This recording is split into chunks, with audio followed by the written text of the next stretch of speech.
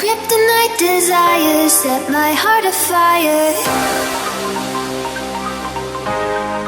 Heart on fire. Hey y'all, Mama here. Lily from Georgia asked me could I please do a show addressing Subspace, Topspace, and the importance of aftercare, which has been on my list for a little while. And tonight we had the chat room that Lily and I are in together. We had a sub come in who had experienced sub drop, and it kind of brought the issue back to the forefront for Mama. So I thought this would be a real good time to discuss it. So we're going to discuss Subspace, Topspace, the importance of aftercare in a scene, sub drop, and also dom drop. Dom drop is not quite as highly publicized as sub drop, but it is a real thing. And so we'll discuss all of that and some of the ways to combat, I guess, to deal with and help support sub drop and dom drop. Subspace often refers to the headspace that a submissive or a bottom gets into during a scene. They often report feeling like they're flying. The endorphins get going in their body because that is the body's conditioned pain response to flood the body with endorphins, which then helps translate the pain into pleasure. So endorphins get flying. Depending on the type of scene and the intensity of the scene, a lot of lactic acid can build up in the muscles for a top and bottom, which can help contribute to sub drop and top drop if you don't take steps to head those off at the pass. So again, we'll get into that. Alright, subspace is the headspace that a bottom or a submissive gets into, usually during a scene. They can report feeling like they're flying, feeling like they're in outer space, feeling like they're floating outside their body. And again, this is from the chemical cocktail going on of the flood of hormones in their bodies, which again starts as a pain response and then kind of turns into something pretty magical. For tops, they can also they tend not to zone out as much as a sub. Subs often get very nonverbal and sometimes non-responsive, although you have to really watch for that, because if you're not getting any sort of response, not movements, not noises, not any verbal responses, or any of the hand squeezing that we talked about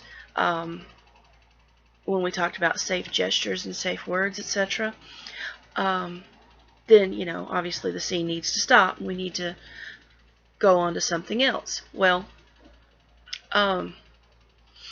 that's something else we'll get to in just a minute. But tops usually don't zone out as much as the bottom, often because a combination of things, really. They have to be in control of themselves so that they can control the scene.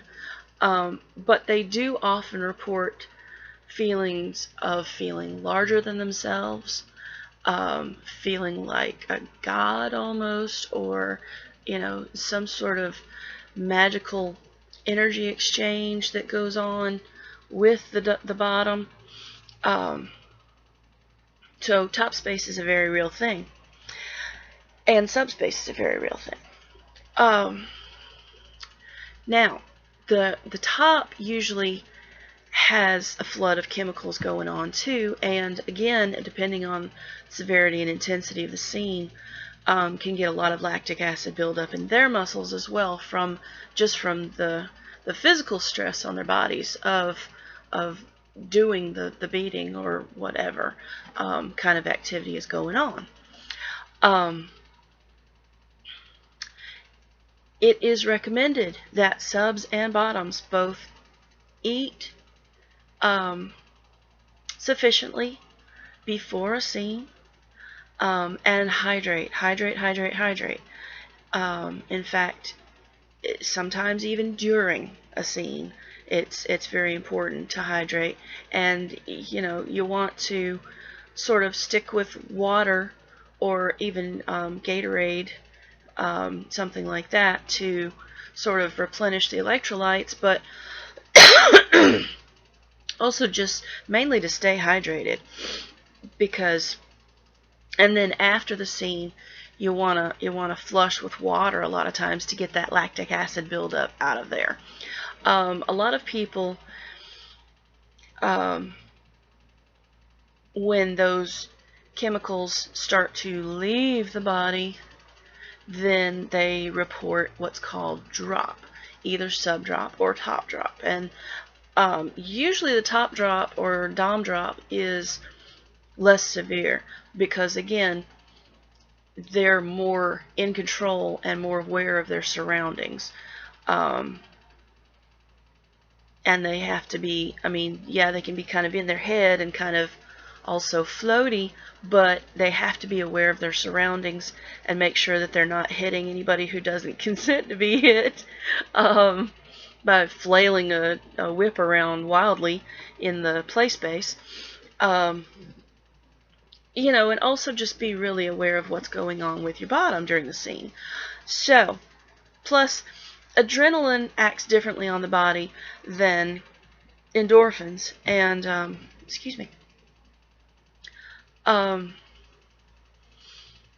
tends not to, it leaves you feeling kind of drained, but it doesn't usually bring on this feeling of unease and malaise like it can in submissives.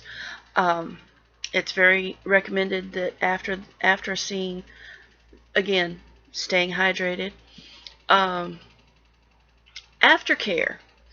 Directly after a scene, especially, you want to keep in mind the intensity and severity of the scene. Even if it's a fairly light scene, you'll want to spend some time with your submissive directly after, or the bottom. Even if it's not your bottom, you want to spend some time with them after and make sure they're okay. Or if you're returning them to their dom, then maybe you let their dom take care of aftercare, but you check in with them later, and you check in with them the next day. Part of the aftercare is not only making sure for a space of time directly after a scene that the bottom is okay, but also checking with them the next day and maybe a couple of days later or a week later. You check in with them regularly to make sure there hasn't been a drop and that, there's not something that you need to go help take care of. So aftercare usually involves hydration for both. Warmth. You've got this flood of chemicals leaving the body, and you usually want to have a warm fuzzy blankie available to wrap around the submissive, because a lot of what it is that we do requires nudity or near nudity. So you want to have a blanket available to wrap around them very quickly, because a lot of times a sub's not ready to get dressed right after, because that involves a level of thinking and awareness that they're not always quite there for. Plus, putting your clothes on sometimes can have a feeling of returning to mundane life, and that's something they're not quite ready for because they're still flying high. So wrap them up, keep them warm, spend time with them, let them know that they're not just a tool or a piece of furniture that was there for the scene, and then you don't care about them afterwards. Because that's a big part of it, not just the chemicals, but there's emotions going as well. And so you just want to make sure they're okay. You want to often if there's not an allergy or diabetic situation or something, chocolate is great afterwards. Chocolate's good for a multitude of evils, but chocolate is really, really good because it can trigger the dopamine sensors in the brain and help continue that feeling of floating, but also sort of taper off gently, and that way that when the chemicals stop flying, they don't just drop off. Hydration, warmth, chocolate's always good. So with sufficient aftercare, often you can avoid subdrop or top drop, but it does happen. Sometimes even with the best of intentions and the best of aftercare, things can happen.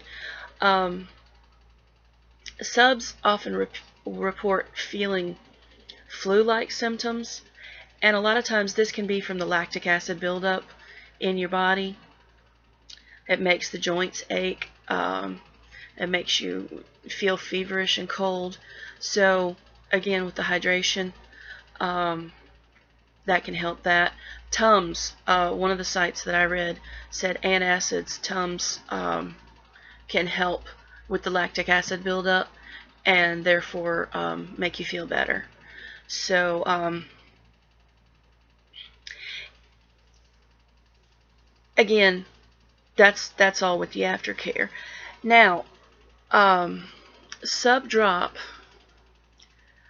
again is when those chemicals sort of depart and the high of the intensity of the scene and the energy exchange sort of leaves, and it can happen right after a scene. It can happen days after. Usually not much longer than that, because it's usually like, especially if the top and bottom are paired but don't live together. I've heard of a lot of subdrop, like, master went home and now I'm miserable. And sometimes that can be an actual subdrop, and sometimes it's just I'm lonely. Hey, it is what it is. So you just you care for one another as best you can, even long distance, and then move on. So, and then top drop, again, not talked about nearly as much, top drop or dom drop, because it kind of is more rare, but at the same time, there are really three different kinds. There's two that usually follow a scene. There's a chemical drop from the adrenaline just dropping off,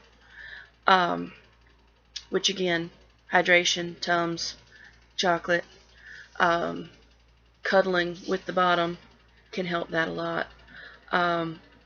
There's a guilt sort of dom drop, especially with like non-consensual sort of scenes, and we've talked about those before as well.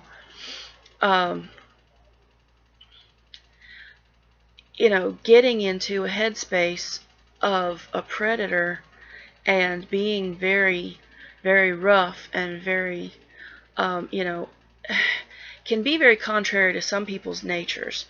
And it's not always easy to shut that off like a light switch. And you can experience sort of a drop from that as well. And best thing to do, really, in that case, is just talk to yourself. Also, talk to your bottom or your submissive about it. I mean, open communication in all of these cases is one of the best things, because you know, they need to know. Even though you're the domly dom or whatever, and you're supposed to be the strong one, and you're supposed to be in charge, a lot of times things can make us feel out of control and not in charge, and our submissives pick up on that, even if we don't want to talk about it.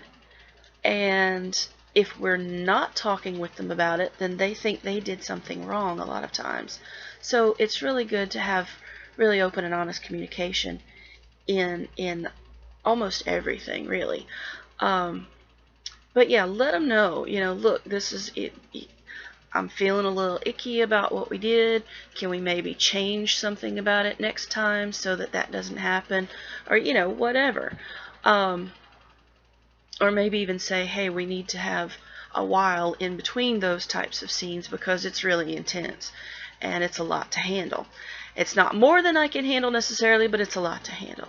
So, you know, it's a balancing act. The third kind of dom drop is, and I think maybe maybe brat tamers might experience this a little more, maybe, than regular doms. I don't know. I mean, I can see where it would come in all kinds of relationships, really. But the third kind of dom drop is not after a scene, but it's life just gets you down sometimes. And sometimes you just don't want to adult today, let alone be in charge of somebody else. So sometimes you just don't feel like being the dom. Now, and I know Mama says this a lot, but in my relationship, we do tend to both be sort of bratty. And Mama, excuse me, even though Mama is a mama, and Mama is a dom and a top, and sometimes a bottom, Mama can go in a little space sometimes and want to color and have her stuffy and cuddle with her boy and cuddle with her children. So, he's kind of okay with that. But some dominants who are usually very much in control of themselves and their lives and they're submissive, for them to sort of drop that even for a little while can be very confusing and very upsetting to the good little boys and girls submissives. And can be very confusing for brats as well, because again, that power vacuum, if they feel a vacuum of power, they will take over. So you have to sort of, again, keep the lines of communication open and tell them what's going on. Look, you know, I'm exhausted. I don't feel like whatever right now, and give me a little while, give me a little space, or let's do this, or let's do that, you know. And if you do experience sub drop, or top drop, or dom drop, a lot of times, along with hydration, eating well, getting the rest that you need, chocolate, you also need to do things that you would do for depression. You know, reach for that next better feeling thought. Pamper yourself. You know, comfy stuff. A comfy bathrobe, a nice book, fuzzy blankie, you know, footy jammies for the subbies and some of the tops and doms. I don't have any at the moment. But, you know, just comforting stuff. I mean, things that you would do to try and get yourself out of a depression, really. Read a book. Do something nice for yourself. Take a bubble bath. Take a walk together. You know. Do things alone or together to make yourself feel better. And hope this has been informative. Any questions, please feel free to leave comments below, or send me a tweet, or send me an email. And I hope to bring y'all many more shows very soon. Mama loves y'all. Goodbye.